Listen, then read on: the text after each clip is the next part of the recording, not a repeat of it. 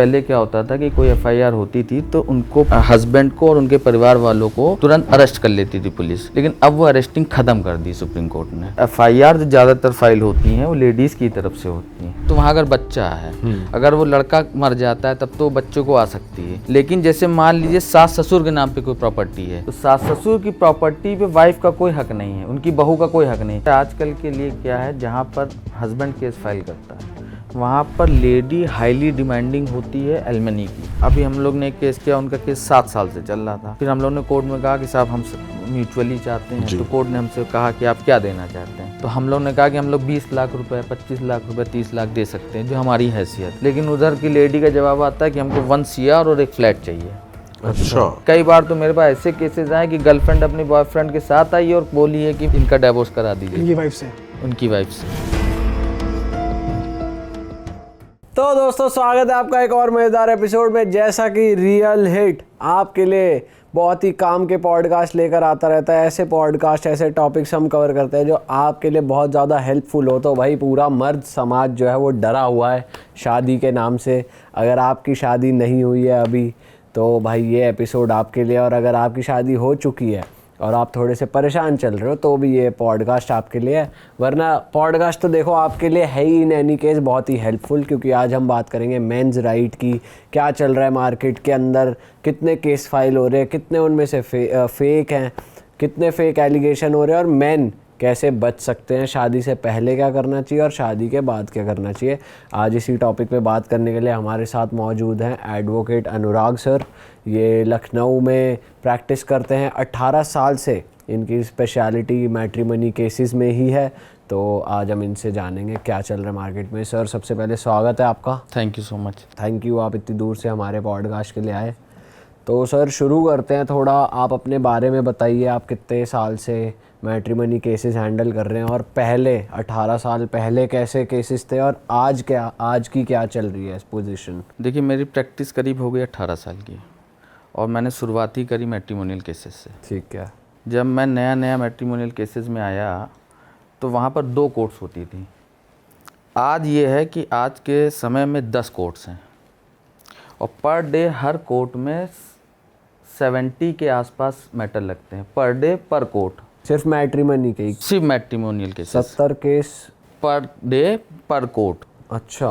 पे लगते मतलब हैं 700 के अप्रॉक्स रोज, और 50 के आसपास per day matrimonial cases file होते हैं एज फ्रेश। ये नए आ रहे हैं या फिर घूमते रहते हैं? अच्छा। फ्रेश जो लिस्टेड हैं वो तो 70-60 के आसपास पर डे लगते हैं, लेकिन फ्रेश केसेस जो फाइल हो रहे हैं 50 के आसपास फाइल हो रहे हैं। और सर इनमें जो नई फाइलिंग्स हो रही हैं इनमें म्यूचुअल कितने हैं और एलिगेशन वाले कितने हैं? देखिए म्यूचुअल केसेस जहाँ पर लिटरेसी है, जहाँ पर समाज थोड़ा सा पढ़ा लिखा है, वहाँ पर तो म्यूचुअल पे आके बात कर लेते कि हमें लिटिगेशन में इंडल्स नहीं होना है। लेकिन जहाँ पर ये होता है कि मैटर नहीं सॉल्व हो रहा है और म्यूचुअल पे बात नहीं बन रही है तो फिर वहाँ लिटिगेशन में आते हैं, फिर वो केसेस फाइल होते हैं। तो वो ज़्यादा हैं या वो कम? वो ज़्यादा हैं। अच्छा। म्यूचुअल के कम केसेस हैं और डिस्प्यूटेड जिसमें लिटिगेशन इन्वॉल्व है वो ज़्यादा केसेस। और सर फेक एलिगेशन ज़्यादा हो रहे हैं आजकल? देखिए फेक एलिगेशन तो ये है कि ज़्यादातर ये होता है कि जो एफआईआर होती है वो तो ये होती है कि पेशबंदी, एक हम लोग की लैंग्वेज में बोलते हैं कि पेशबंदी हो जाए कि किसी के खिलाफ एफआईआर हो जाए तो जल्दी सरेंडर करें, म्यूचुअल तरीके से उसको सॉल्व किया जाए। तो जो मैट्रिमोनियल एफआईआर होती हैं वो ज़्यादातर फेक हैं। उसी पे सुप्रीम कोर्ट ने एक जजमेंट भी पास किया था। जैसे पहले क्या होता था कि कोई एफआईआर होती थी तो उनको हस्बैंड को और उनके परिवार वालों को तुरंत अरेस्ट कर लेती थी पुलिस, लेकिन अब वो अरेस्टिंग ख़त्म कर दी सुप्रीम कोर्ट ने। अच्छा। कि केसेस पे पहले आप देखिए, पहले जांच करिए, जांच करने के बाद आपको लगता है कि ये केस सस्टेन होना चाहिए तब उसको आगे चलाइए, चार्जशीट फाइल करिए या जो भी पैरवी करनी इस तरीके से। तो सर आजकल किसकी तरफ से ज़्यादा केस फाइल हो रहे हैं, मर्दों की तरफ से या औरतों की तरफ? दोनों की तरफ। सेम रेशियो है? Same ratio. अच्छा। और फेक किसकी तरफ से ज़्यादा आ रहे हैं? देखिए एफआईआर ज़्यादातर जो होती हैं वो लेडीज़ की तरफ से ही होती हैं जी। हस्बैंड के पास तो वैसे भी रेमेडी कम है, लेडीज़ के पास रेमेडी ज़्यादा है। अच्छा। तो एफआईआर जो ज़्यादातर फाइल होती हैं वो लेडीज़ की तरफ से होती हैं, लेकिन हस्बैंड जैसे जहाँ पर किसी को नॉलेज नहीं है तो वो भी उनके खिलाफ केस कर सकते हैं। There is a procedure in the law. वो उनके खिलाफ भी कर सकते हैं कि साहब इन्होंने हमारे साथ ऐसा किया है, आप उसके खिलाफ कंप्लेंट फाइल करिए कोर्ट में। तो कोर्ट उसका कॉग्निजेंस लेगा, कॉग्निजेंस लेने के बाद अपोजिट को नोटिस करेगा और उनसे कहेगा कि आकर के आप जवाब दीजिए।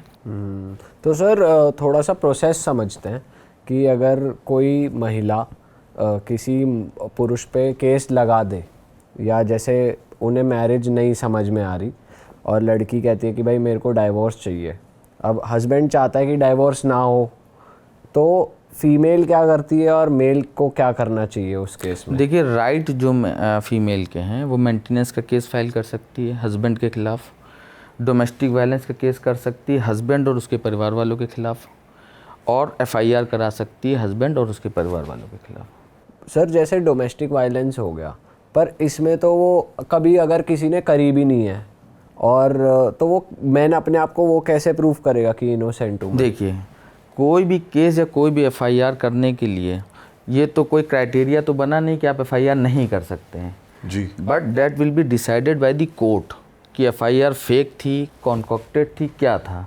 That is required to be seen by the court. तो कोर्ट में आप जाएंगे, कोर्ट में आप बताएंगे साहब this FIR is concocted baseless, तो कोर्ट उस पर कॉग्निजेंस लेगा, आपको अपॉर्चुनिटी ऑफ हियरिंग देगा, सुनेगा, और सुनने के बाद अगर पाया जाता है कि आपका केस नहीं है तो फिर उसका एफआईआर रिजेक्ट करेगा, उसका डोमेस्टिक वायलेंस का केस रिजेक्ट तो करेगा। इनिशियल स्टेज पे ऐसा होता है कि अगर कोई भी डोमेस्टिक वायलेंस का केस लगा रहा है तो उनको विद विटनेस शो करना पड़ता है? हाँ, अब आजकल क्या हो गया, सुप्रीम कोर्ट ने एक जजमेंट पास करा रजनीश बनाम नेहा, उसमें ये कर दिया कि अगर कोई भी डोमेस्टिक वायलेंस या मेंटेनेंस का केस लेडी फाइल करती है तो उसको पूरा एक एफिडेविट देना पड़ेगा। उस एफिडेविट में आप देंगे कि आपके नाम कोई प्रॉपर्टी तो नहीं है, आपका पैन कार्ड क्या है, आपका बैंक स्टेटमेंट क्या है। जब वो सब चीज़ें देंगे, देने के बाद ही फिर अपोजिट का उसमें ऑब्जेक्शन आएगा। जब अपोजिट का ऑब्जेक्शन आएगा तो उसको भी वो एफिडेविट फाइल करना पड़ेगा, मतलब वो डिस्क्लोज करना पड़ेगा आपको क्या हस्बैंड को या वाइफ को? बोथ। जब लेडी फाइल करेगी तो उसको एफिडेविट देना पड़ेगा। जब हम पिक्चर में आएंगे, जब नोटिस हमें मिलेगी, तब हम उस जवाब में एफिडेविट के साथ उसको लगाएंगे। मतलब आप दोनों को अपनी अपनी प्रॉपर्टीज डिस्क्लोज करनी है। ऐसा नहीं है कि अगर फीमेल के पास भी प्रॉपर्टीज हैं वो सरवाइव कर सकते हैं तो वो जबरदस्ती मेंटेनेंस ले किसी से। ये अभी रिसेंटली पास हुआ 2021 में। अच्छा, जैसे मेंस की सुसाइड बढ़ रही है, अब अगर ये डिस्क्लोजल या फिर ये मेंटेनेंस वाली चीज़ें या फिर प्रूफ के साथ चीज़ें पेश करना है ही, तो मेन सुसाइड क्यों कर रहे हैं? ये फ्रस्ट्रेशन क्यों हो रही है? देखिए, वो तो एक डिफरेंट चीज़ है। मेंटेनेंस फाइल करना, डोमेस्टिक वायलेंस फाइल करना अलग चीज़ है। लेकिन मैन का सुसाइडल जो अटेम्प्ट हो रहा है वो इसलिए हो रहा है कि जहाँ पर मैन को डाइवोर्स नहीं मिल पा रहा है या वो लेडी उनके साथ रहना भी नहीं चाहती है, एक तरफ वो डाइवोर्स भी नहीं दे रही हो ना रह रही है, तो वो हस्बैंड आता है स्ट्रेस में, धीरे धीरे स्ट्रेस आता है, उसके ऊपर जिम्मेदारियाँ होती हैं, वो अलग नहीं हो पा रहा उस चीज़ से, तो वहाँ पर सुसाइडल अटैम्प्ट होने के चांसेस ज़्यादा होते हैं। आदमी डीपली स्ट्रेस में चला जाता है, प्रॉब्लम में आ जाता है, तो इस वजह से ज़्यादातर अटैम्प्ट। पर सर इस केस में बहुत ज़्यादा लूप होल्स है क्या हमारे लॉ में कि जैसे डिसीजन नहीं निकल पाता बहुत बार कि भाई वाइफ भी चाहती है, वाइफ भी फंसी हुई है और हस्बैंड भी फंसा हुआ है, तो कुछ बहुत सारे लूप होल्स हैं जिसकी वजह से बहुत टाइम लग जाता है और लोगों में स्ट्रेस आ जाता है कि भाई कुछ हो ही नहीं रहा। अब एक नया प्रोसीजर आ गया प्री लिटिगेशन का, जहाँ पर आपको ये लगता है कि हम दोनों में कंपैटिबिलिटी नहीं है और हम एक साथ नहीं रह सकते हैं, तो विदाउट इंडल्जिंग इनटू लिटिगेशन आप प्री लिटिगेशन में एप्लीकेशन दे सकते हैं कि साहब हम लोग दोनों परेशान हैं। प्री लिटिगेशन में मीडिएटर होते हैं, काउंसलर होते हैं, वो आपको बैठाएंगे, समझाएंगे आइदर दिस वे और डैट वे, या तो आप डाइवोर्स पे मान जाएं या आप रहने में मान जाएं। ये एक नया प्रोसीजर प्री लिटिगेशन का आया जिससे प्रॉब्लम को सॉल्व किया जा सकता है। अच्छा, और सर अगर जैसे बच्चे हैं तो उनकी कस्टडी कैसे हैंड ओवर करी जाती है? ज़्यादातर ये होता है कि जो बच्चा लड़की है, अगर गर्ल है तो कस्टडी जो है उसकी मदर को मिलती है। बच्चे की कस्टडी के लिए माननीय उच्चतम न्यायालय ने एक जजमेंट पास किया है कि Paramount welfare of the child, जो बच्चे की अच्छी परवरिश कर सकता है उसको कस्टडी दी जा सकती है। अर्निंग क्या है, फादर क्या करता है, मदर क्या करती है, उसके बेसिस पे रेशियो डिसाइड होगा। क्या उनकी एजुकेशन है, कौन उसके लिए अच्छा कर सकता है, कौन उसकी पढ़ाई के लिए अच्छा कर सकता है। और वो अगर मैनिपुलेशन हो रखी हो थोड़ी कि बच्चा ऐसे बोल रहा है कि भाई चलो माँ के साथ खुश नहीं, बट माँ के साथ ऐसा कर रखा है कि माँ के फेवर में ही है वो, लेकिन सही से नहीं रख पाएगी। देखिए बच्चा जिसके साथ रहता बोलता तो उसी के फेवर में है, लेकिन यहाँ पर कोर्ट का भी दायित्व है कि बच्चे की कंडीशन को समझते हुए उसकी कस्टडी किसको देनी है, ये कोर्ट पे भी निर्भर करता है किसको दे वो। क्योंकि कोर्ट भी पूछेगी उससे कि जो है देखेगी कि आप क्या करते हैं नहीं करते हैं और वाइफ क्या करती है, तो क्वालिफिकेशन क्या है, वो किस एटमॉस्फेयर में बच्चा रह रहा है। अब मान लीजिए कहीं आप बच्चा ऐसी जगह रह रहा है जहाँ पर वो माहौल ही नहीं है बच्चे के लिए, मोहल्ला ऐसा है या परिवार वाले वैसे हैं, तो ये सब चीज़ें देखने के बाद कस्टडी डिसाइड की जाती है।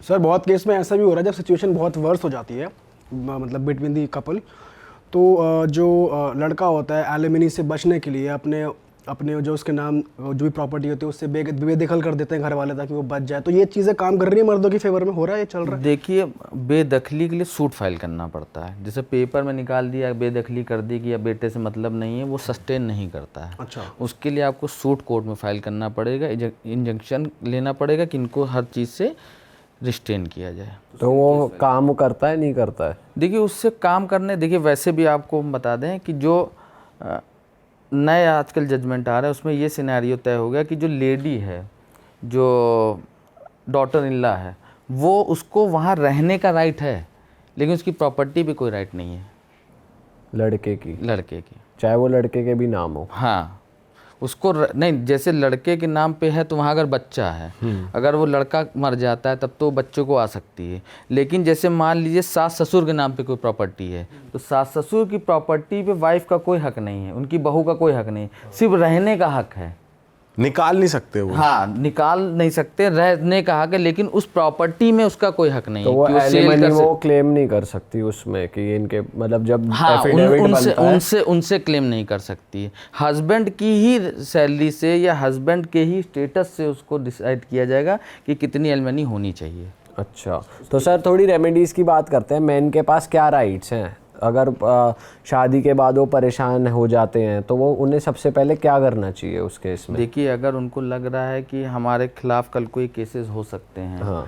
या उनके खिलाफ कोई केसेस हो गए हैं, तो वो बिफोर द कोर्ट वो केस कंप्लेंट फाइल कर सकते हैं, डिस्क्लोजिंग ऑल दी फैक्ट्स कि हमारे साथ साथ क्या हुआ और हमारे साथ आगे क्या हो सकता है। अच्छा। तो वो कोर्ट में केसेस फाइल कर सकते हैं। अच्छा। और उस पर कोर्ट कॉग्निजेंस लेगा। कॉग्निजेंस लेने के बाद अगर कोर्ट को लगता है कि हाँ ये इनके केस में थोड़ा सा भी दम है, तो कोर्ट अपोजिट को नोटिस इशू करेगा और उनको बुलाएगा कोर्ट में, बताएगा कि आपके खिलाफ ये कंप्लेंट फाइल करी है, आपको इसमें क्या कहना है। मतलब काउंटर केस करना है? कर सकते हैं काउंटर केस भी, और ये this is the precautionary major also. Okay. कि हमको बचने भी हमको ये लग रहा है कि हमारे साथ कुछ घटना हो सकती है, तो हम कोर्ट की शरण में जा सकते हैं, और कोर्ट उस पर भी मीडिएशन के थ्रू कोई रास्ता निकाल के कर सकता है। अच्छा। मान लीजिए दोनों पार्टी को बुलाया और दोनों से पूछा हाँ बताइए क्या प्रॉब्लम, उन्होंने कहा मेरी ये प्रॉब्लम, उन्होंने कहा, तो वो मीडिएशन को कोर्ट रेफर कर सकती है, और वहाँ जो मीडिएटर होंगे उस मामले को तय कर करके दोनों के मैटर को डिसॉल्व कर सकते हैं। सर कोर्ट ज़्यादा प्रेफर आजकल ये कर रहा है कि ये मीडिएशन से ही सॉल्व हो जाए इश्यूज सारे, बिल्कुल कर कोर्ट में आए ना। बिल्कुल तो ये असर हो रहा है? हाँ उसका, क्योंकि उसका रेशियो बढ़ता जा रहा है, मैट्रिमोनियल केसेस का रेशियो बढ़ता जा रहा है। रेशियो जब बढ़ रहा है तो उसको कोर्ट कह रही है कि मैट्रिमोनियल केसेस को आप जो है मीडिएशन के थ्रू ही निपटा लीजिए, और बहुत हद तक ये काम करता भी है। और सर जैसे कुछ वाइफ्स ऐसा भी केस लगाती है फेक कि हस्बैंड ने रेप कराया ऐसा कुछ, तो उस केस में मैन के पास क्या राइट है? मतलब मैन ने नहीं करा फॉर एग्जांपल, वो इनोसेंट है। आजकल कुछ पिटीशंस सुप्रीम कोर्ट में फाइल हुई हैं, उस पर अभी डिसीजन भी आएगा। उसमें ये कहा गया है कि जो मैरिटल रेप है उससे जो है उसके क्या वो हो सकते हैं, क्या बोलते हैं, क्राइटेरिया। हाँ क्राइटेरिया हो सकते हैं, उस पर भी आना है। लेकिन वो भी मैंने जैसे डिस्क्लोज़ किया, पहले बताया कि अगर कोई भी एफआईआर आपके फेक है तो वो कोर्ट डिसाइड करेगा, कोर्ट बताएगा कि ये रेप हुआ है कि नहीं हुआ है। अच्छा। उसको, और सुप्रीम कोर्ट ये भी उस पर देख रहा है कि इसको उसमें रेप की संज्ञा में लाना चाहिए कि नहीं लाना चाहिए। बट सर इसमें तो इसको वो एनालिसिस कैसे करते हैं, क्योंकि अगर कुछ एक चीज़ है जो बंद कमरे में हस्बैंड वाइफ के बीच हुई है, तो वो उसका ना कोई विटनेस होगा ना कोई प्रूफ होगा, मतलब हो सकता है हो, पर कैसे कोर्ट एनालिसिस करेगा? देखिए उस पर भी है, जैसे कई बार जो है क्या हुआ कि सुप्रीम कोर्ट ने ये भी गाइडलाइन करी कि कहीं कहीं ये भी कहा कि लेडी का ही बयान जो है वो इम्पोर्टेंट है। अच्छा। अगर लेडी ये कह रही, उसी चीज़ को तय करने के लिए माननीय सुप्रीम कोर्ट में पिटीशंस फाइल हुई हैं कि वो किस तरीके से डिसाइड होगा और उस पे ही जजमेंट आना है कि वो मैरिटल रेप में आना चाहिए कि नहीं आना चाहिए, what is the definition of rape after marriage, तो वो उस पर डिसाइड होगा। और उस पर भी ये देखा जाएगा कि अगर कोई लेडी रेप का चार्ज लगा भी रही है तो किस बेसिस पे लगा रही है। जैसे आपने कहा कि बंद कमरे में क्या आता, नोबडी नोज, लेकिन उसी चीज़ को डिसाइड करने के लिए सुप्रीम कोर्ट में पिटीशंस फाइल हुई हैं।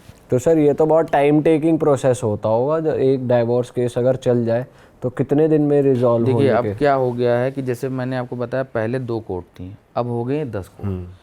अब पहले क्या होता, जब कोई केस आप फाइल करते थे तो 5 महीने 6 महीने की जो है उसमें डेट लगती थी, अब वो डेट लगती 1 महीने की। अच्छा। तो ज़्यादा कोर्ट्स होने से ये फ़ायदा हुआ, 1 महीने की डेट लग गई, 15 दिन की, तो जल्दी से वो मैटर सॉल्व हो रहे हैं। अच्छा, पर जिसमें आर्ग्यूमेंट ही दोनों तरफ से अग्रीमेंट ही नहीं आ पा रहा, उस केस में तो फिर उस केस में मान के चलिए आप कि साल भर के आसपास, साल से 1.5 साल लगेगा। कोई सर ऐसा केस बताओ ना आपके पास कोई आया हो, और जैसे हम रील में बहुत ज़्यादा देखते हैं कि लड़की की फैमिली है और हस्बैंड की फैमिली आपस में लड़ रहे हैं, कुछ ऐसा कुछ आपके आगे हुआ है? देखिए मैं उस पर बाद में आता हूँ, एक और आपको एग्जांपल बताता हूँ। एक्चुअली क्या हुआ कि मैट्रिमोनियल केसेस में क्या है कि आप शादी के 1 साल के अंदर केस फाइल नहीं कर सकते फॉर डिसोल्यूशन ऑफ मैरिज, अच्छा। जब तक कुछ ऐसे सर्कमस्टांसेस ना हों। सर वो क्या होते हैं सर्कमस्टांसेस? वो सर्कमस्टांसेस ये होते हैं कि आपके साथ उस समय इतनी ज़्यादा क्रूएलिटी हो रही है या इतना ज़्यादा मिसबिहेव हो रहा है, domestic violence towards husband all right हो रहा है, तो हस्बैंड वहाँ पर within 1 year of solemnisation of marriage case file कर सकता है सर्कमस्टांसेस पे, और उस पर कोर्ट कॉग्निजेंस लेता भी है और लेने के बाद उसको अपोजिट को नोटिस इशू भी करता है। लेकिन उसके साथ एक सेपरेट एप्लीकेशन फाइल करनी पड़ती है। You have to disclose the fact कि आप 1 साल के अंदर क्यों आ रहे हैं। ऐसा कोई केस आया आपके पास कि विदिन ईयर कोई हाँ करना चाह बिल्कुल रहा हो? आया, बिल्कुल आया, किया भी। कोर्ट ने उसको कॉग्निजेंस लिया, लेने के बाद नोटिस इशू किया, नोटिस इशू करने के बाद अपोजिट पार्टी उसमें आई, आने के बाद कोर्ट ने डाइवोर्स ग्रांट भी किया on the basis of the cruelty. क्या हुआ था एक बार डिटेल में बताओ वो केस। एक हमारे क्लाइंट थे, वो शादी से 1 साल के पहले उनकी वाइफ से उनका डिस्प्यूट हो गया। डिस्प्यूट में क्या हुआ कि वो लेडी बहुत बुरी तरीके से अपने हस्बैंड को मारती थी, बहुत बुरी तरीके से। तो वो हस्बैंड के पास उसकी रिकॉर्डिंग थी, तो हम लोग ने कोर्ट में केस फाइल किया। कोर्ट में केस फाइल करने के बाद कोर्ट को बताया कि साहब ये हमारा क्रूएल्टी है जो करा गया, दिस इज़ द वीडियो।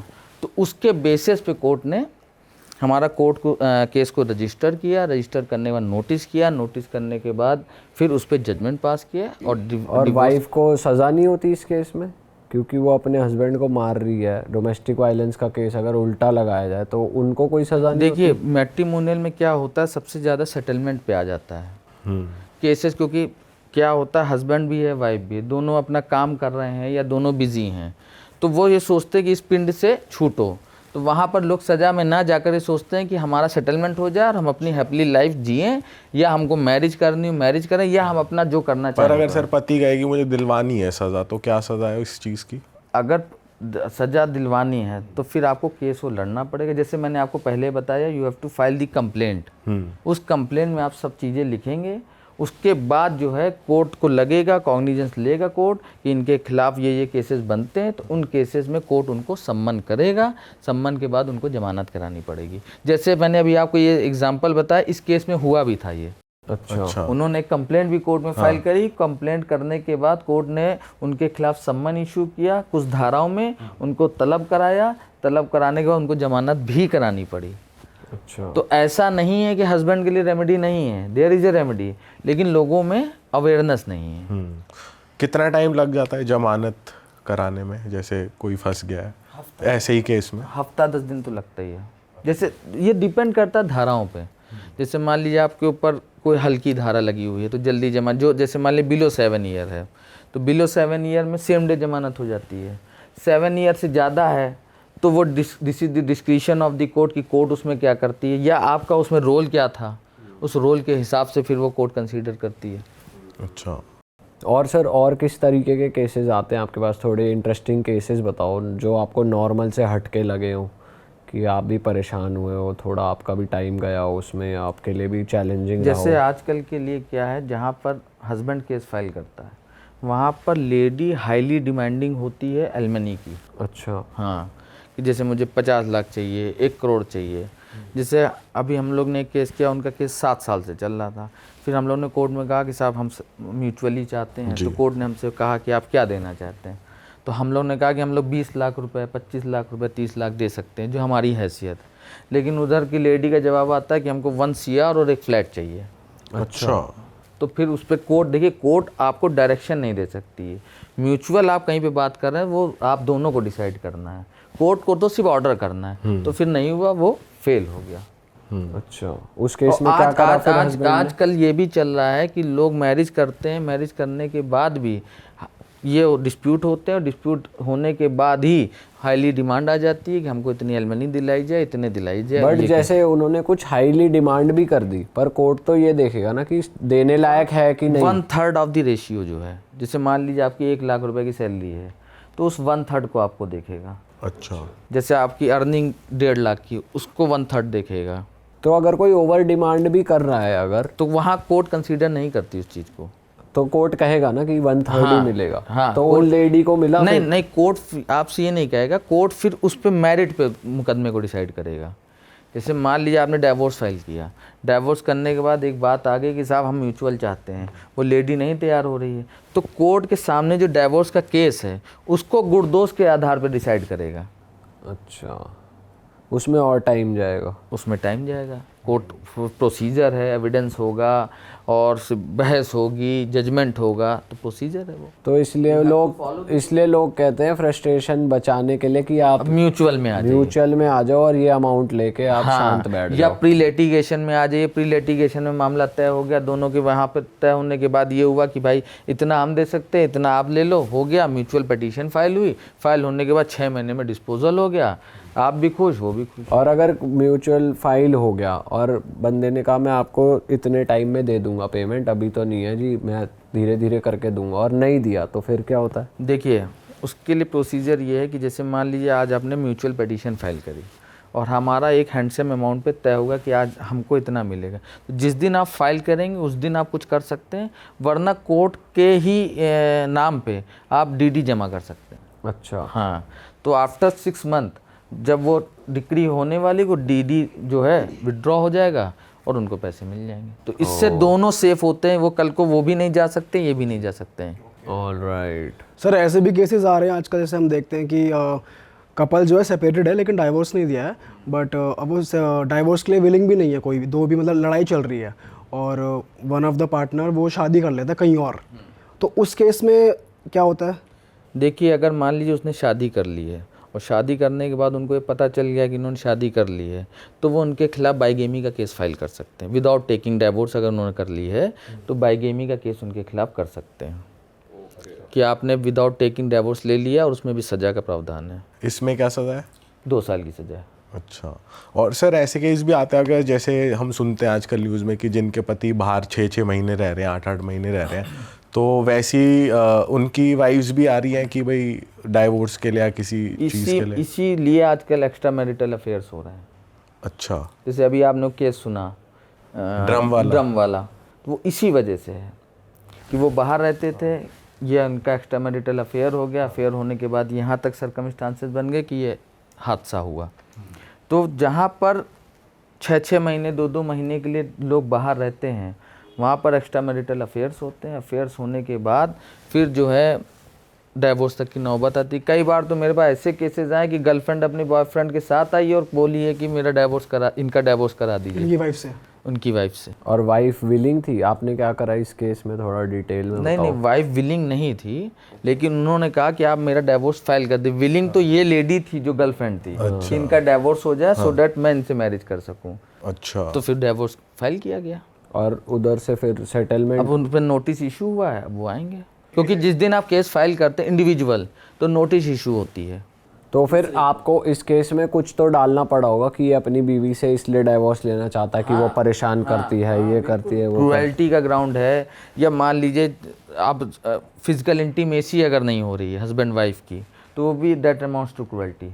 अच्छा। अगर जैसे लेडी है आपसे फिजिकल नहीं हो रही है तो वो भी एक क्रुएल्टी में आता है। बट सर इस केस में तो उसका बाहर एक्स्ट्रा मैरिटल अफेयर चल रहा है, तो इसमें आपने कौन से बेसिस पे किया? उसका एक्स्ट्रा मैरिटल अफेयर जो चल रहा है वो इस वजह से चल रहा है कि देयर इज ए प्रॉब्लम, क्योंकि उसको अपनी वाइफ से भी प्रॉब्लम है, तभी तो एक्स्ट्रा मैरिटल अफेयर चल रहा है। वहाँ कंपैटिबिलिटी नहीं है या वहाँ पर क्रूएलिटी चल रही है। और उस लेडी ने ये भी किया कि उसकी मदर वदर के खिलाफ भी एलिगेशन लगाए हैं। अच्छा, तो वो क्रूएलिटी का एक ग्राउंड बना। और डाइवोर्स जो फाइल होता है वो 2 ग्राउंड पे फाइल होता है, 3।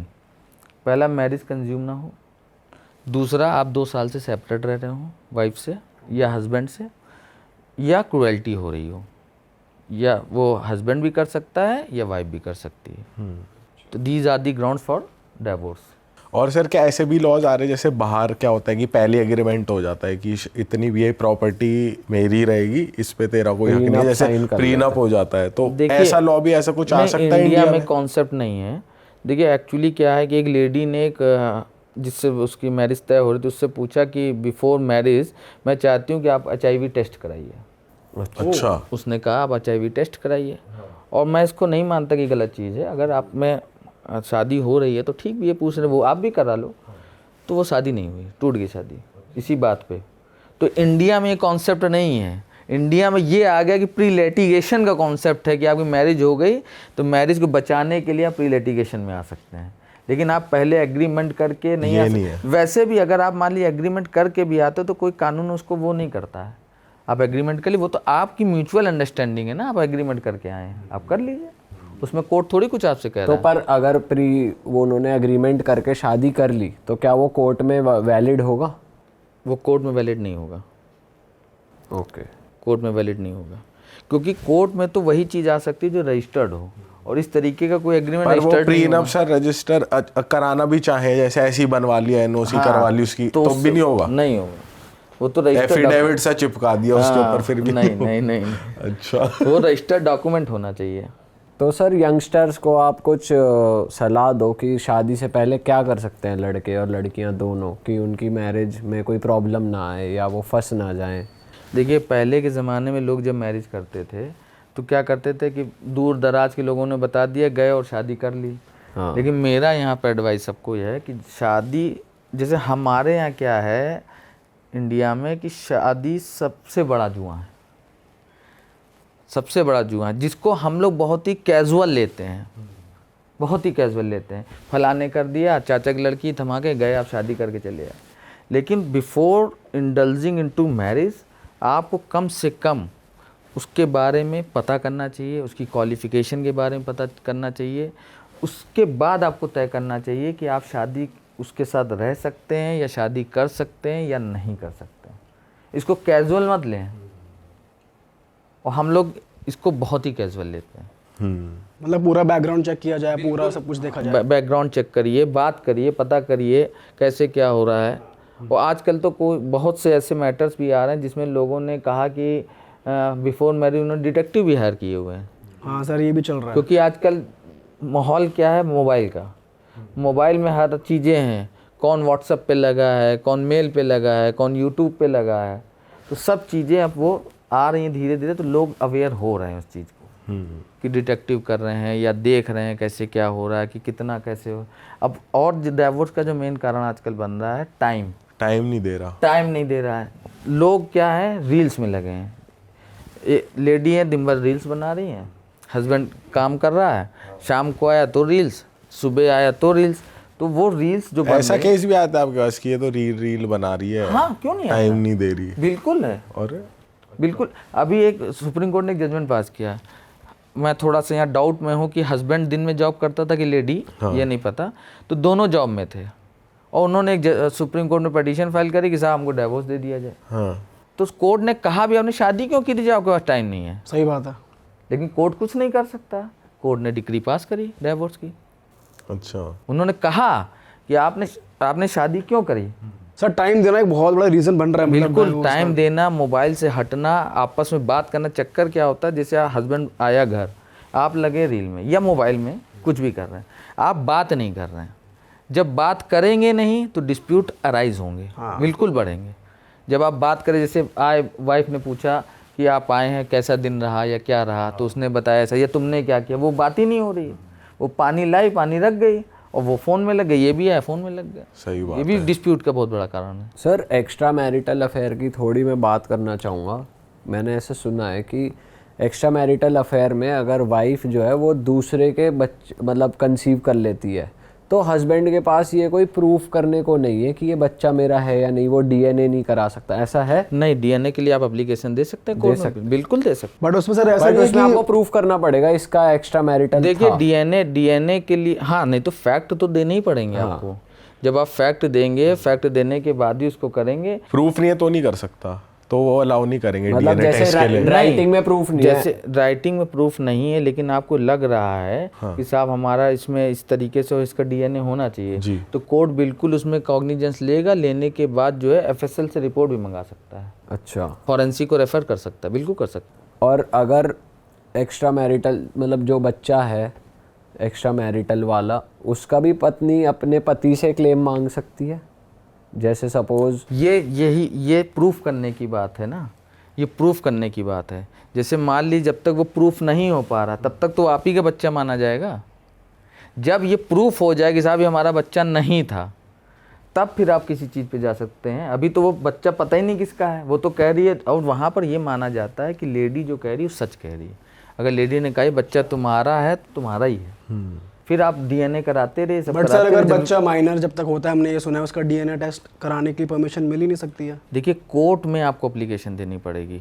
जैसे मान लीजिए कभी कभी क्या होता है, कोई लेडी अबॉर्शन कराना चाहती है, अबॉर्शन कराने के लिए भी कोर्ट ने कुछ क्राइटेरिया बना रखे हैं। जैसे मान लीजिए आप वहाँ पर एक अबॉर्शन लीगल है? उसी पे आ रहा हूँ। अबॉर्शन जैसे कोर्ट को ये, जैसे मान लीजिए कोई रेप पीड़िता है और उसके साथ रेप हुआ और वो प्रेग्नेंट हो गई। प्रेग्नेंट होने के बाद उसने कोर्ट में अर्जी दी कि साहब जो है हम अबॉर्शन कराना चाहते हैं, ये बच्चा रेप के थ्रू हुआ है, तो कोर्ट वहाँ पे परमिट करती है। लेकिन वो देखते हैं कि कितने महीने का बच्चा है, क्या है, उस हिसाब से कोर्ट परमिट करती है, अबॉर्ट कराती जहाँ पर लगता है कोर्ट को। सर अबॉर्शन कराना वैसे लीगल है? सर्कमस्टांसेस पे। अगर कोई मैरिड कपल है, वो नहीं चाहते कि यार हम एक बेबी के लिए रेडी हैं और हम खर्चा नहीं अफोर्ड कर सकते, या काम नहीं चल रहा है, या कुछ भी ऐसा है कि वो नहीं अफोर्ड करना चाहते, तो वो कर सकते हैं दोनों म्यूचुअल कंसेंट या से? उसमें भी कोई एक लीगल टाइम है कि अगर बच्चा इतने टाइम से ऊपर हो गया है? कर सकते हैं, बिल्कुल कर सकते हैं। अच्छा, म्यूचुअल उस पर आप कर सकते हैं, बिल्कुल। वो तो म्यूचुअल, देखिए डिस्प्यूट तो तब अराइज होता है जब आप म्यूचुअली किसी पे नहीं आ रहे हैं। जब म्यूचुअल पे हैं तो डिस्प्यूट अराइज ही नहीं होगा। और सर आजकल अनमैरिड कपल भी बहुत ज़्यादा वो हो जाते हैं। क्या? जैसे अनमैरिड कपल है कोई, उन्होंने अनप्रोटेक्टेड सेक्स करा और लड़की प्रेग्नेंट हो गई, और उस केस में लॉ क्या कहता है? देखिए आजकल क्या हो रहा है कि एक नया कल्चर आया हुआ है, शादी का झांसा देकर के रेप किया गया। क्या होता है, ये तो एलिगेशन होगी ना, एक एलिगेशन तरीके की कि फंसाने के लिए। हाँ, तो लेकिन आजकल क्या हो गया कि कोर्ट ने उस चीज़ को, पहले क्या होता था कि कोई लेडी गई और उसने कहा कि इनके खिलाफ एफआईआर कर दी, इन्होंने मुझसे कहा कि मैं तुमसे शादी करूँगा, मेरे साथ रेप किया। तो ये शुरू में तो बहुत चला, लेकिन बाद में कोर्ट में इसने संज्ञान लिया। कोर्ट ने कहा कि आप एडल्ट हैं, आपको पता होना चाहिए कि जो है अगर आप किसी के साथ जा रही हैं और आप बता रहे हैं कि 1 महीने तक आपके साथ रहा, 2 महीने तक रहा, तब तक वो आपके साथ रेप करता रहा, तो रेप की संज्ञा में कहाँ आता है वो? तो रेप की संज्ञा में कहाँ आता है? तो कोर्ट ने उसमें भी कई सारे जजमेंट पास किए और कईयों को बरी भी किया है। कईयों को अभी रिसेंटली इलाहाबाद हाई कोर्ट ने एक जजमेंट पास किया, उसमें उसको बरी किया है। ओके। तो सर इस केस में जैसे लिव इन भी हो गया फॉर एग्जांपल, और इसमें कपल ने कंसीव कर लिया और वो चाहते हैं अबॉर्ट करना, तो क्या वो लीगल में आएगा क्योंकि वो मैरिड नहीं है? नहीं, वो इलीगल है, वो प्योरली इलीगल है। अच्छा, वो नहीं आएगा। उस केसेस पे अगर लड़की चाहे तो लड़के को कुछ प्रेशराइज कर सकती है कि या तो मुझसे शादी करो, हाँ बिल्कुल, या मुझसे ये करो। बिल्कुल कर सकती है। तो सर इस केस में तो लेकिन विलिंग तो दोनों ही थे, तो फिर लड़की के पास ज़्यादा राइट्स हैं? नहीं, विलिंग दोनों थे, लेकिन सर्कमस्टांसेस बदल गए। अब जैसे लेडी कह रही कि तुम मुझसे शादी करो, तो शादी उनको करनी पड़ेगी क्योंकि बच्चा तो आप ही का है, या बच्चे के लिए कुछ करिए। और अगर लड़की शादी करना नहीं चाहती है, लड़का कहता है शादी करो, तो उस केस पे लड़की को शादी करनी पड़ेगी? देखिए प्रेशर तो माउंट किया जा सकता है, प्रेशर तो माउंट किया जा सकता है। ओके सर, वैसे आप 18 साल से ये मैट्रिमोनियल केसेस आप देख रहे हैं, तो ज़्यादा केसेस आपके पास किसके आते हैं, मतलब लव मैरिजेस ज़्यादा आपने देखी हैं थ्रू आउट या फिर अरेंज मैरिजेस में? आजकल जो केसेस आ रहे हैं वो ज़्यादातर उससे आते हैं, शादी.com, जो इस तरीके के इंस्टीट्यूशंस हैं, प्लेटफॉर्म है, हाँ वेबसाइट्स जो है, प्लेटफॉर्म है, वहाँ से जो शादी करके आ रहे हैं। क्योंकि मैंने जैसे अभी आपको बताया, वो वहाँ पर जा कर के उस चीज़ को वेरीफाई नहीं करते हैं, जांच नहीं होती प्रॉपर, जांच नहीं करते। आपने देखा लड़की सुंदर है, या उसका प्रोफाइल देखा जॉब में, या लड़के को आपने देखा वो हैंडसम है, प्रोफाइल अच्छा है, आपके यहाँ बहुत सारे घूम फिर के इन दी एंड जांच पड़ताल मैटर कर रही है। तुम कितना देख रहे हो, कितना बैकग्राउंड चेक हो रहा है, बिल्कुल बिल्कुल। अगर नहीं कर रहे हैं, जैसे मैंने अभी एक वर्ड यूज़ किया, सबसे बड़ा जुआ है, तो जुआ है, तो उस तरीके से आप उसको हैंडल नहीं कर रहे हैं। आपके पास कोई भी आया, आपने उस पर गए, करने के बाद 1 हफ्ते तक वो किया, उन्होंने पेरेंट्स बैठे, उनके पेरेंट्स बैठे, शादी तय हो गई। सर उसमें ये भी होता है, ऐसा कुछ सुना है कि वेबसाइट पे जैसे ये सारी जो होती है उन पे भी लोग ऐसे ही लिख देते हैं कि इनकम कुछ और बता दी, प्रॉपर्टी सब बताना होता है। तो ऐसा केस आया आपके पास कि वाइफ ने जहाँ बोला कि इनके पास ऐसा कुछ तो ही नहीं, डाइवोर्स चाहिए? जैसे एक लेडी हमारे पास आई, उन्होंने बताया कि इन्होंने MBA किया हुआ है, और जब उनका डिस्प्यूट हुआ तो पता चला कि उसने MBA किया नहीं था, वो इंटर पास था। अच्छा, ऐसे कैसे कर लेते हैं यार बिना? तो इसीलिए तो मैं आपसे कह रहा हूँ, before getting married you have to check all the things कि कैसे क्या हो रहा है। बिना देखे आप कैसे करें, और इतना बड़ा डिसीजन कैसे ले रहे हैं आप? सही बात। आप इतना बड़ा डिसीजन कैसे ले रहे हैं? क्योंकि आप किसी के साथ रहेंगे या कोई आपके साथ रहेगी आकर के, और ज़िंदगी भर। करेक्ट। अगर आपको किसी डिस्प्यूट में नहीं जाना है, तो ज़िंदगी भर साथ रहना है, तो आपको देखना पड़ेगा। सही बात है। या कई बार हमारे पास लेडी है, उसने बताया, अभी मैंने रिसेंटली एक केस किया, उन्होंने बताया इनकी इनकम 1 लाख रुपए थी, पता चला ये तो 20,000 की नौकरी करते हैं शादी के बाद। यही डिस्प्यूट हो गया। अब वहाँ पर लेडी को ये लग रहा है कि भाई हमारे साथ तो छल कपट हुआ, आई वॉज चीटेड, कि इन्होंने 1 लाख बताया, 20,000, मैं कैसे सर्वाइव करूँ जी। ये भी सब, मतलब there are so many things जिस पे डाइवोर्स के डिस्प्यूट आ रहे हैं। क्विक डिसीजन भी वो गलत है, अगर तुम क्विकली ले रहे हो बिना कुछ। हाँ, आपने वहाँ सैलरी कुछ बताई, सैलरी कुछ और निकले, या आपने ये बताया कि हमारे घर में इतने लोग हैं, बाद में पता चला इतने लोग हैं तो वो लेडी वहाँ काम करने, तो लेडी का ये कहना रहता है, सही इन्फॉर्मेशन नहीं लिखते लोग। हाँ, लेडी का ये कहना रहता है कि मैं तुम्हारे घर में काम करने, नौकरानी बनने थोड़ी आई हूँ। हाँ, तो बहुत सारे फैक्टर्स हैं डाइवोर्स। सर दहेज को लेकर कितने केसेस आपको देखने पड़ते हैं, कितना चल रहा है आजकल? अभी देखिए, जैसे मैंने बताया, जब से अरेस्टिंग ख़त्म कर दी है सुप्रीम कोर्ट ने, लेकिन FIRs तो होती हैं। लेकिन अब उसमें एक चीज़ आ गई है, जैसे मान लीजिए किसी लेडी ने एक एप्लीकेशन कोर्ट में दी, थाने पे दी कि साहब ये लोग हमारे ससुराल वाले हमको परेशान करते हैं, दहेज की मांग करते हैं, तो अब डायरेक्ट उसमें FIR नहीं लिखी जाती है, वो मैटर रेफ़र होता है मीडिएशन सेंटर को, बिफोर द कोर्ट। तो मीडिएशन सेंटर में आएंगे, मीडिएशन सेंटर में अगर मान लीजिए उस चीज़ पे मामला तय हो गया और उनको ये लगा कि भाई इसने फॉल्स एप्लीकेशन दी है या कुछ किया है, तो फिर वो रिजेक्ट भी कर सकते हैं, और उनको लगता है कि हाँ इस पे FIR होनी चाहिए, तो उसको वो थाने पे रेफ़र कर देते हैं मीडिएटर कि हाँ इस केस में FIR होनी चाहिए। बट सर जब वो मीडिएशन पे जाते हैं तो क्या वही केस की तरह ही दोनों लॉयर ही अपनी अपनी वो रखते हैं? नहीं, मीडिएटर देखिए कौन होता है, रिटायर्ड हाई कोर्ट के जजेस हो सकते हैं, अच्छा, एडवोकेट हो सकते हैं, या काउंसलर भी हो सकते अच्छा। हैं। तो वो वहाँ पर एडवोकेट को तब बुलाया जाता है जब लीगल कोई चीज़ पूछनी है या बतानी है उनको, बाकी वही दोनों जाते हैं।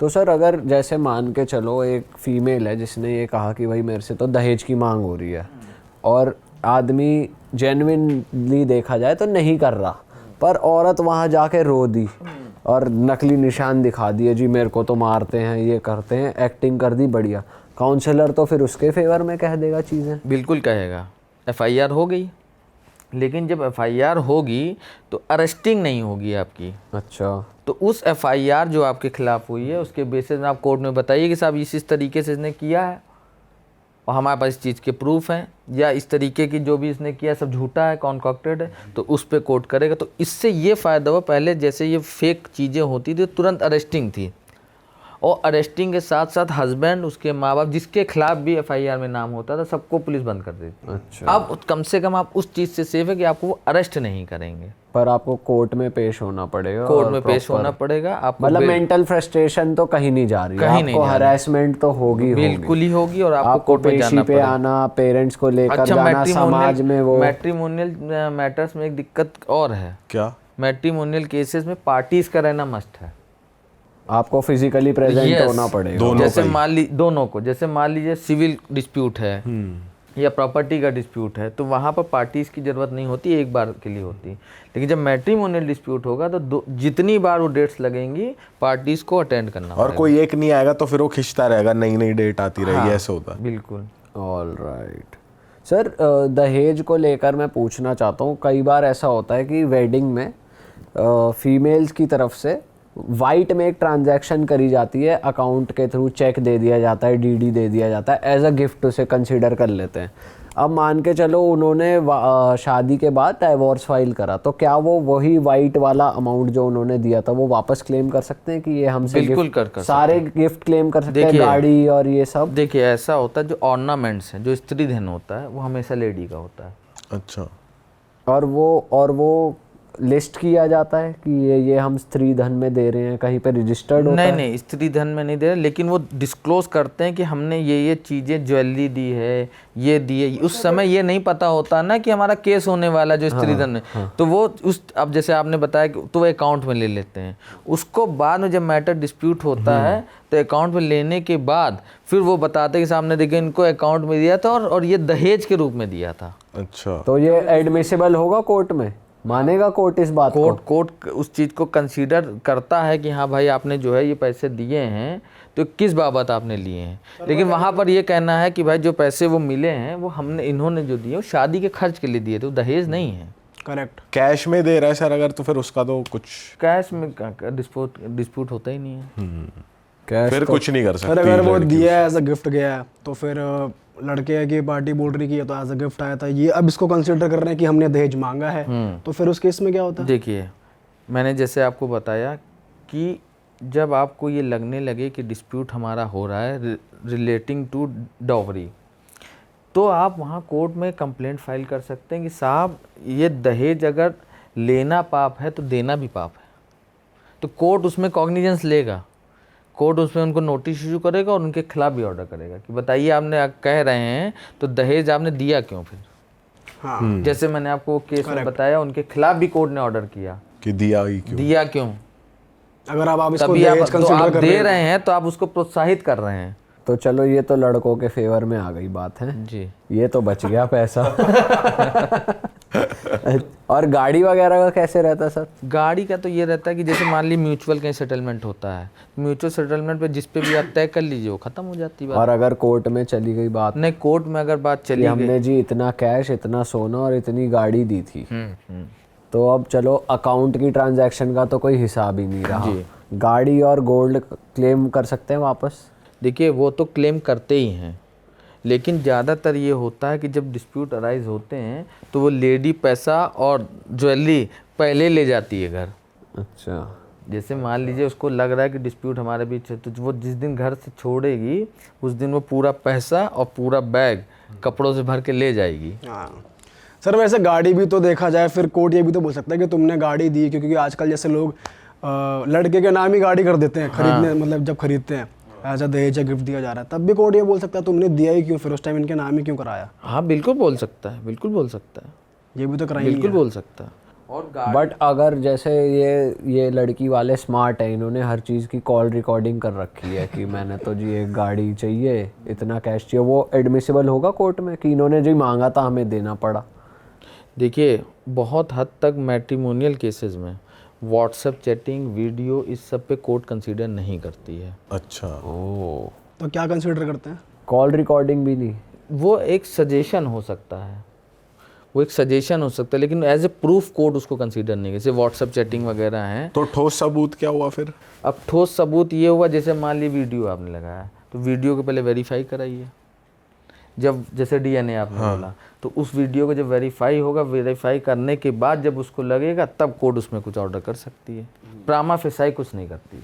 अच्छा। लेकिन हाँ, जहाँ क्रूअल, जैसे मैंने वो आपको बताया कि वो अपने हस्बैंड को मार रही थी, तो हमने वीडियो दिखाया तो कोर्ट को लगा कि यहाँ जेन्युइन, तो कोर्ट ने कंसीडर उस चीज़ को किया, लेकिन उस चीज़ को रिकॉर्ड पे नहीं लिया, लेकिन उसके बेसिस पे केस हमारा रजिस्टर्ड कर दिया डिवोर्स का। सर आजकल ये चीज़ भी बहुत होती है कि भाई आजकल लोग जो हैं वीडियो ऑनलाइन डाल देते हैं अपने पति पत्नी से मारपीट की या कोई मिसबिहेवियर की, कि देखो ये मेरे को तंग कर रही है, देखो ये मेरे ऐसे बोलता है वैसे बोलता है।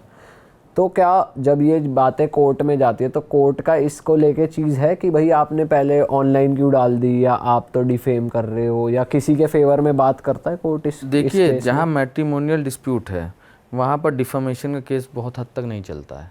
अच्छा। जहाँ मैट्रिमोनियल डिस्प्यूट, वहाँ डिफॉर्मेशन का केस बहुत हद तक नहीं चलता है।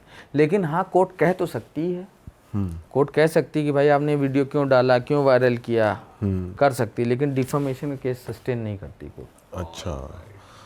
ऑल राइट सर, बहुत ही ज़्यादा अच्छी इन्फॉर्मेशन आपने शेयर करी। मैं चाहता हूँ आप जाते जाते एक मैसेज दे दो यंगस्टर्स को, अगर आप कुछ कहना चाहते हो उनसे, जो आजकल यंगस्टर्स हैं जो लिव इन में भी रह रहे हैं, या आजकल ऐसे भी चीज़ें हो रही हैं कि लड़कों को पार्टी में कोई लड़की अट्रैक्टिव लग जाती है, फिर बाद में, मतलब ये भी सर दिल्ली और बॉम्बे में हाई एंड क्लब्स में चल रहा है कि क्लब में, ग्रेटर नोएडा में चल रहा है कि अप्रोच किया जाता है, अट्रैक्ट किया जाता है, दोनों के बीच आपसी सहमति से कुछ होता है, नेक्स्ट डे लॉयर का कॉल आ जाता है, ये पूरा वो चल रहा है कि पुलिस भी मिली हुई है, एडवोकेट भी हैं कि भाई ये तो आपके खिलाफ केस कर रही हैं आप। तो इस केस में लड़कों को क्या प्रिकॉशन लेनी चाहिए? वो साइबर से रिलेटेड केसेस हैं, वो साइबर लॉ से रिलेटेड है। बट इस केस में हो तो फिजिकल इंटीमेसी के बेसिस पे ही रहा है ना सब। देखिए, जहाँ पर ये हो कि जो हमारे संबंध इंटीमेसी हुई है वो कंसेंट से अगर है, तो कंसेंट कैसे रिकॉर्ड करना चाहिए? देखिए, कंसेंट का मतलब ये है कि जैसे मान लीजिए आपके साथ फोर्सफुली पेनिट्रेशन नहीं हुआ है। अच्छा। अगर फोर्सफुली पेनिट्रेशन है तो वो कंसेंट नहीं है। जहाँ कंसेंट, वहाँ फोर्सफुली पेनिट्रेशन नहीं होगा। ओके। वहाँ पर प्राइवेट पार्ट में इंजरी नहीं आएगी। ओके। जहाँ पर कंसेंट, और जहाँ कंसेंट नहीं है और इस तरीके से हो रहा है, तो there are so many things कि जहाँ पर ये चीज़ें हैं कि फोर्सफुली पेनिट्रेशन था, या कुछ प्राइवेट पार्ट पे इंजरी आई, या कुछ आया, या खरोच आई है, तो इन सब चीज़ों से आप ये दिखा सकते हैं कि साहब जो है ये रेप था। लेकिन जहाँ फोर्सफुली पेनिट्रेशन नहीं है और वहाँ पर आपकी कंसेंट से इंटीमेसी हो रही है, तो आप उसको बस यही देख करके चलिए कि प्रिकॉशन ले करके, कितना भी कि जो भी फिजिकल इंटीमेसी हो तो वहाँ पर उसकी लेडी की कंसेंट हो। बिना कंसेंट के अगर आप कर रहे हैं तो वो रेप है। तो सर अगर कंसेंट के लिए कुछ वॉइस रिकॉर्डिंग रिकॉर्ड कर ली, या आपस में कोई बात कर रहा है, या व्हाट्सएप चैट है कि लड़की खुद बुला रही है, या जो भी है, तो वो काउंट होगा? बिल्कुल होगा। इस केस में चैट्स काउंट होंगे? बिल्कुल होगा, और वो स्टेज एविडेंस की जब आएगी तब होगा। अच्छा। जब कोर्ट में एविडेंस। बट सर बहुत लड़के इस रैकेट में इस तरीके से फंस जाते हैं, वो पहले ही घबरा जाते हैं जब पुलिस का नाम आता है या कंप्लेन का नाम आता है कि मैं घर पे क्या बोलूँगा। 40-50 हज़ार, 10 लाख, 20 लाख जो मांगे लोग देने को तैयार हो जाते हैं। तो इस केस में मतलब आपको अगर नॉट गिल्टी प्रूव होना है तो आपको केस लड़ना ही पड़ेगा। बिल्कुल लड़ना पड़ेगा। या आप एक काम कर सकते हैं, जैसे मान लीजिए आपके खिलाफ कुछ इस तरीके से हुआ, पुलिस ने किया, या आपके खिलाफ एफआईआर हो गई, तो एफआईआर को आप डायरेक्ट हाई कोर्ट में चैलेंज कर सकते हैं। अच्छा। कि साहब हमारे ये जो एफआईआर हुई है ये बेसलेस है, ये कॉन्कॉक्टेड है, इसके बेसिस पे हमको एफआईआर क्वैश करी जाए। तो अनवन क्वैश नहीं होती है सेम डे वो एफआईआर, लेकिन स्टे कर देते हैं कि आपको अरेस्ट ना किया जाए। ये रेमेडी आपके पास अवेलेबल है। ओके। तो मतलब उसमें घबराने की बात नहीं कि पुलिस का फ़ोन आ गया ये, और पुलिस वाले कभी भी किसी को वीडियो कॉल नहीं करते हैं। वो डायरेक्ट सम्मन करके आपको बुलाएंगे। तो लोगों की ये धारणा बनी हुई है कि हमको पुलिस का फ़ोन आ गया, जैसे आजकल आप देख रहे होंगे जैसे आजकल डिजिटल अरेस्ट है, और जैसे आजकल आप ये देख रहे होंगे कि कॉलर ट्यून आई है, उसमें बताते हैं कि जज के नाम पे, वकील, पुलिस के नाम पे घबराए नहीं। तो घबराने की ज़रूरत नहीं है। उसमें अगर पुलिस आपको बुला रही है तो वो आपको कॉल करेगी या आपको सम्मन के थ्रू बुलाएगी कि आप थाने आइए और हमको बताइए। सम्मन क्या होता है सर? लेटर आता है घर पे? नोटिस। आपको नोटिस देंगे। अगर आपके घर पे नोटिस आया पड़ा है, आपने नोटिस नहीं करा, मतलब आपको पता ही नहीं चला, तो वो ऑफेंस है? देखिए, अगर नोटिस का आप कॉग्निजेंस नहीं लेते हैं और आपने जो सेक्शन उसमें लगे हैं वो 7 साल से ज़्यादा के हैं, तो वहाँ पर पुलिस को अरेस्टिंग की पावर है। अच्छा। तो पुलिस आपको अरेस्ट कर सकती है। और अगर समन नहीं है पुलिस के पास, फिर भी पुलिस बुला रही है, तो राइट है ना जाने का? जाइए, आप अपने एडवोकेट के थ्रू भी जा सकते हैं। अच्छा। तो जाएं तो एडवोकेट लेकर ही, मतलब समन का नोटिस आ रखा है तो अगर आप थाने गए तो क्या वो आपको बंद कर सकते हैं उसी समय? वही देखिए, मैंने आपको बताया 7 साल के ऊपर है तब तो उनको अरेस्ट करने की पावर है। अगर 7 साल के नीचे है तो आपको अरेस्ट नहीं करेंगे। लेकिन तब तक वो फ़ोन पे आपको बता देते हैं कि फ़ोन आप थाने आइए, मिलिए, तो आप जाके मिलिए, बात करिए, लॉयर के साथ जाइए। पूछताछ के लिए बुला सकते हाँ, हैं? क्योंकि जब कोई भी ऑफेंस आपने किया तो पूछताछ में आपके बयान होंगे। अच्छा। पूछा जाएगा कि आपने किया है कि नहीं किया, तो उस तरीके से फिर उसको बताते हैं, को रिलेट करेंगे, तब फिर चार्जशीट में आएगा या नहीं आएगा, इस तरीके से उसको करते हैं। सर ऐसा कहा जाता है हमारी सोसाइटी में, आप ऑफेंड मत हो ना, नहीं। कि भाई डॉक्टर और वकीलों के कोई हत्थे नाई चढ़े तो ठीक है। तो मैं आपसे जानना चाहता हूँ एक जनरल ऑडियंस के लिए, क्योंकि देखो किसी की अगर फैमिली में लॉयर है तो वो अच्छी बात है, पर जिनके फैमिली में नहीं है तो वो ये कैसे परखे कि ये लॉयर मेरे लिए सही है, ये मेरे फेवर में काम कर रहा है? क्योंकि हर फील्ड में हर तरीके के लोग हैं। कुछ लोग ऐसे भी होते हैं जो देख लेते हैं भाई ये पैसे वाली पार्टी है, थोड़ी देर एक्स्ट्रा लूट-पाट बढ़ाओ मच रही है। या वो हो, तो कैसे परखें कि यार ये लॉयर मेरे लिए सही है कि नहीं? देखिए, चाहे वो डॉक्टर का पेशा हो चाहे वकील का हो, 99.9% एडवोकेट और डॉक्टर ईमानदारी से काम करते हैं। और कहीं ना कहीं आपको अपने लॉयर पे और डॉक्टर पे फेथ रखना पड़ेगा। अगर आप फेथ नहीं रखेंगे तो कोर्ट में आप केस जीत भी नहीं पाएंगे। और सबसे बड़ी बात, जब आप वकील के पास जाइए तो अपनी प्रॉब्लम को सीधे तरीके से बताइए, फ्रैंकली, ऑनेस्टली बताइए। जैसे आप डॉक्टर के पास जाएं, दर्द आपके हो रहा पेट में, और आप बता दीजिए कहानी पैर की, तो दवाई दे देगा आपको पैर की, और दर्द आपका पेट का। तो आप जब वकील के पास जाइए तो उससे बताइए कि ये सब चीज़ें हैं और क्या हमारे पास रेमेडी है। तो बिल्कुल पता, 99.9% एडवोकेट अपनी ईमानदारी से काम करते हैं, मतलब ये कहीं भी मिलावट नहीं है। और सर फिर से आप ऑफेंड मत होना, ऐसा हमने सुना है कि पुलिस और लॉयर्स की हमेशा ऐसे रहती है, इसका क्या रीज़न है? देखिए, उसका रीज़न ये होता है कि पुलिस जो काम करती है वो एक लेमैन की तरीके से काम करती है, और जो एडवोकेट करते हैं वो लॉमैन की तरीके से करते हैं। कोर्ट में हमें अपेयर होना पड़ता है, नई कानून आते हैं, उन कानून का अवेयरनेस वकीलों को होता है। पुलिस को तो पुलिस मैनुअल के हिसाब से करना, उन्होंने देखा कि हमको ये केस में एफआईआर करनी, उन्होंने एफआईआर कर दी। लेकिन जब एडवोकेट के थ्रू जाएंगे तो एडवोकेट कोर्ट को बताएगा कि साहब ये चीज़ें, तो सारी चीज़ें आपको कोर्ट में सबमिट करनी, कोर्ट उसके बाद बताएगा कि ये चीज़ें हैं और उस पर कानून बताएगा। हाँ, पर ये तो है, लेकिन बड़े बड़े झगड़े हो जाते हैं, ऐसे रीलों में भी देखते हैं, आपस में लड़ रहे हैं, लिटरली लड़ने लग गए, हाथापाई हो गई। तो ऐसा कैसे हो जाता है? क्योंकि दोनों का काम अलग अलग है, उनका पकड़ने का है, फिर उनका वहाँ कोर्ट में। देखिए, कहीं ना कहीं वो पर्सनल ईगो आ जाता है। पर्सनल ईगो जहाँ पर आएगा तो वहाँ पर वो क्लैश करता है। अच्छा। और बहुत हद तक ये, मेरे ख्याल से जितनी आपकी उम्र हो या मेरे, बहुत ही आपने रेयर देखा होगा कि ऐसा हुआ है। सर हमने तो इंटरनेट पे वीडियोस ही देखी तो बहुत इतने साल में, मतलब जितनी आपकी उम्र होगी उसमें से 10 बार 15 बार ऐसा देखा होगा, इससे ज़्यादा नहीं होगा। तो वो कहीं ईगो आ जाता है या कुछ पर्सनल कुछ इशू बन जाता है, इसलिए, वरना ऐसा नहीं है। पुलिस और वकील सब साथ में ही काम करते हैं। बेस्ट फ्रेंड ही है। बेस्ट फ्रेंड तो नहीं है बेस्ट फ्रेंड तो नहीं, लेकिन Just काम friends. साथ में, क्योंकि उनका भी काम ये है कि न्याय व्यवस्था को बचाना, और हमारा काम भी। वो देखिए, कहावत है ना sir, keep your enemies closer, हाँ। वो वाली लेके चल रहे हो। और सबसे बड़ी बात क्या है, जैसे हम लोग को जो है कोर्ट ऑफिसर कहा जाता है। जो हम लोग कोर्ट में अपेयर होते हैं तो जज भी जो सामने बैठे हैं तो वो जानते हैं कि वकील साहब जब कोई बहस कर रहे हैं तो उसमें 100% वो सच ही बोल रहे होंगे। Being an officer of the court, ये हमारी ड्यूटी भी है उनको बताना। सर बहुत सारे ऐसे भी कोर्ट केसेस हो जाते हैं जहाँ पर क्रिमिनल्स को भी एक लॉयर अपॉइंट किया जाता है हमारे सिस्टम की तरफ से, और वो अपनी तो पूरी कोशिश करते हैं कि वो बचाएं उस चीज़ को। तो क्या उस केस में, मतलब पता भी होता है बंदा गिल्टी है, और अगर ये बाहर रहेगा तो खराबी है समाज के लिए, अगर वो रेपिस्ट है या कोई क्रिमिनल है या कोई गैंगस्टर है, तो फिर भी लॉयर अपनी पूरी ईमानदारी से लड़ता है उस केस में, या फिर वो थोड़ा सा बिल्कुल ईमानदारी से लड़ता है? बट सर देखो ना, क्योंकि इसके उसके भी कुछ राइट्स हैं। मॉरली ऐसा नहीं होना चाहिए कि उन्हें नहीं लड़ना चाहिए, नहीं, knowing that he is a criminal. नहीं, देखिए, वकील तो अपना काम कर सकता है, वकील अब कानून से बंधा हुआ है, और उसके भी कुछ राइट्स हैं जिसको आप अवॉइलिश नहीं कर सकते हैं।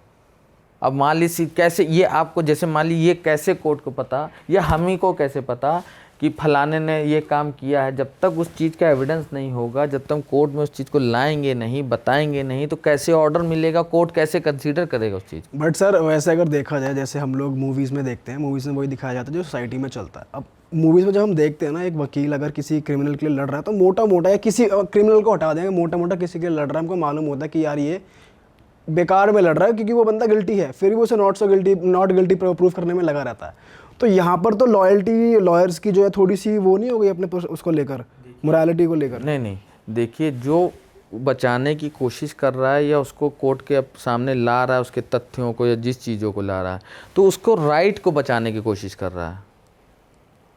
कल को ये ना कह सकें कि साहब हमको ये अपॉर्चुनिटी ऑफ हेयरिंग नहीं दी गई या हमको सुना नहीं गया, हमारे खिलाफ ये ऑर्डर कर दिया गया। तो you have to submit the things कि आप उसको बताएं तो कम से कम आपके ये राइट हैं और ये चीज़ों पे हम कोर्ट में। और देखिए उसके बाद भी हम वकील, हमारा काम है बहस करना, कानून को बताना, जजमेंट करने का काम है साहब का, जज साहब का। तो वो देखते हैं कि अगर उसको गिल्टी है तो जज साहब का सर कैसा रुतबा होता है कोर्ट के माहौल में, ऐसे ही एंटर करते हैं, थोड़ा बताओ कि कोई बोल नहीं पाता? नहीं, बिल्कुल बोलिए। अच्छा, लॉजिक चीज़ें बोलिए, क्योंकि बहुत सारे केसेस रहते हैं। क्योंकि बहुत सारी रील देखी है वो ऐसे झटका देते हैं जजेस वगैरह की। भाई चक्कर क्या होता है, जब आप जाते हैं वहाँ पे बहुत सारे केसेस हैं, तो कोर्ट के पास भी टाइम कम है, एडवोकेट्स के पास भी कम है, तो आपको जो फैक्ट है, जो आपका केस है, आप उसको ब्रीफली बताइए।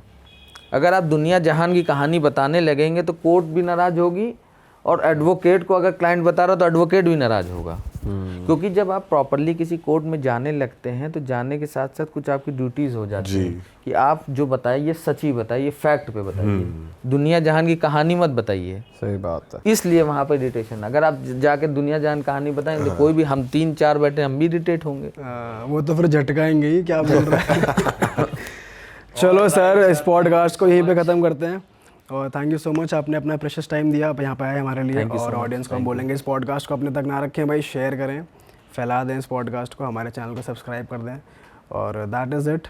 हम आपसे मिलेंगे नए पॉडकास्ट में। अगर आप चाहते हैं हम सर के साथ फिर से बैठें, फिर से पॉडकास्ट करें, तो उसके लिए आप नीचे कमेंट कर दीजिए पार्ट 2, हम फिर से सर के साथ और चीज़ें डिस्कस करेंगे। Thank you sir, thank you so much, thank you. चलो जी, बाय बाय, टेक केयर, अपना ख्याल रखिए। जय श्री राम।